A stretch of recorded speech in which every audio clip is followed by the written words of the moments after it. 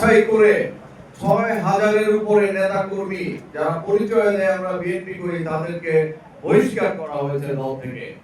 এবং যারা বহিষ্কার হয়েছে তাদের অনেকের বিরুদ্ধে পুলিশি ব্যবস্থা নিয়ে তাদেরকে গ্রেফতারের ব্যবস্থাও করানো হয়েছে এবং অনেককে তাদের পদ পদবি থেকে দূরে সরিয়ে দেওয়া হয়েছে, দল থেকে তাদেরকে পদ পদবি বিচ্যুত করে দেওয়া হয়েছে। কাজেই আমাদের দলে বিচার রয়েছে, কেউ অপরাধ করে আমাদের দল করার সুযোগ পাবে না।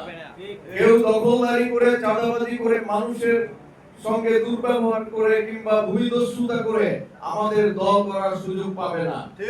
হয়তো বিচার প্রক্রিয়া একটু দেরি হতে পারে, কিন্তু বিচার অবশ্যই তাদের হবে। আমি প্রত্যেককে হুঁশিয়ারি করে দিয়ে এই মাদ্রাসাটি পবিত্র ঘর, এই পবিত্র ঘরে দাঁড়িয়ে আমি বলতে চাই, আমাদের দলে কোনো অপরাধীদের জায়গা হবে না, কোনো ভূমিদস্যু চাঁদাবাজদের জায়গা হবে না।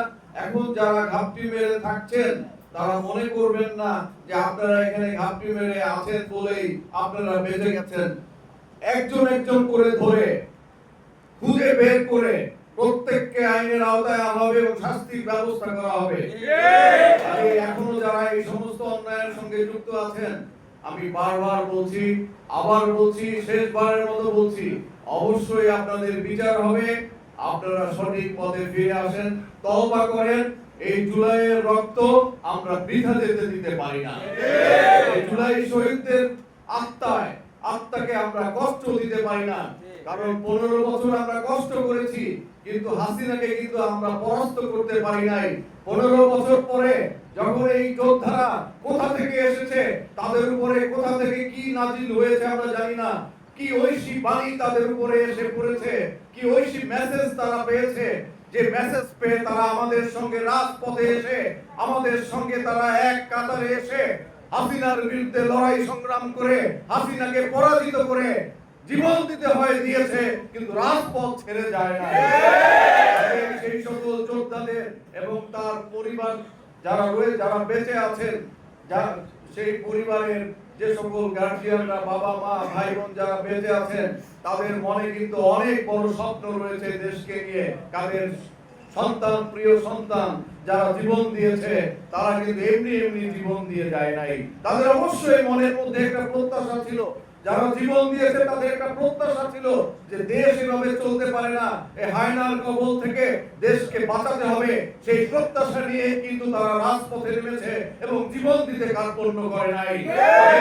আবার কোন নতুন হায়না স্থানে স্থানে, এলাকায় এলাকায় কেউ জন্ম দিবে, সেটি অবশ্যই ওনারা যেমন চায় না। আমাদের দল হিসেবে, দলের দায়িত্বশীল জায়গা থেকে আমি বলতে চাই, দলের উপরের মেসেজ থেকে আমি বলতে চাই আপনাদেরকে সেই মেসেজ, যে অবশ্যই আমাদের দলে সেই রকম কোন হায়নাদের জায়গা আর হবে না। যারা জুলাই আহত এবং নিহত পরিবারের যারা সদস্য রয়েছেন, তাদেরকেও আমি আশ্বস্ত করতে চাই, আপনারা সবসময় বীরত্বের, এই যে জনগণকে বীরত্ব গাথা তাদের স্মরণ করে, আপনারা অবশ্যই সেই বীরত্ব গাথা সন্তানদের, আপনারা অভিভাবক হিসেবে আপনারাও ইতিহাসে অবশ্যই জায়গা পেয়ে যাবেন ইনশাআল্লাহ। আমরা এই জুলাই ইতিহাস আমরা লিখবো, এই জুলাই ইতিহাসকে নতুন করে আমরা লিখবো, ভালো করে লিখবো, সঠিক ইতিহাস লিখবো। কে কোন পরিবার থেকে এসেছে, কোথায় জীবন দিয়েছে, সমস্ত ইতিহাস লেখা থাকবে।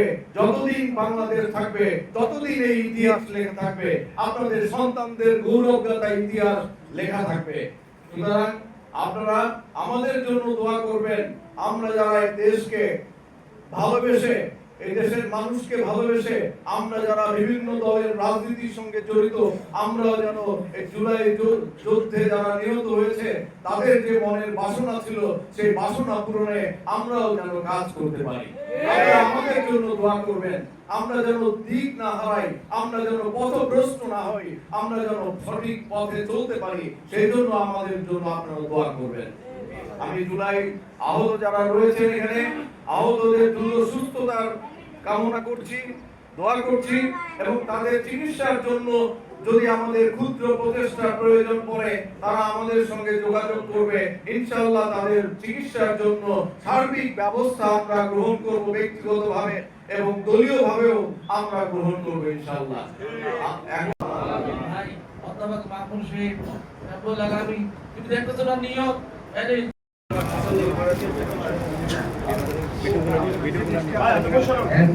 এখন শহীদ পারভেজ মাদক আমাদের মুক্তি বসুল আশায় তারপর রেডি থাকবে শহীদ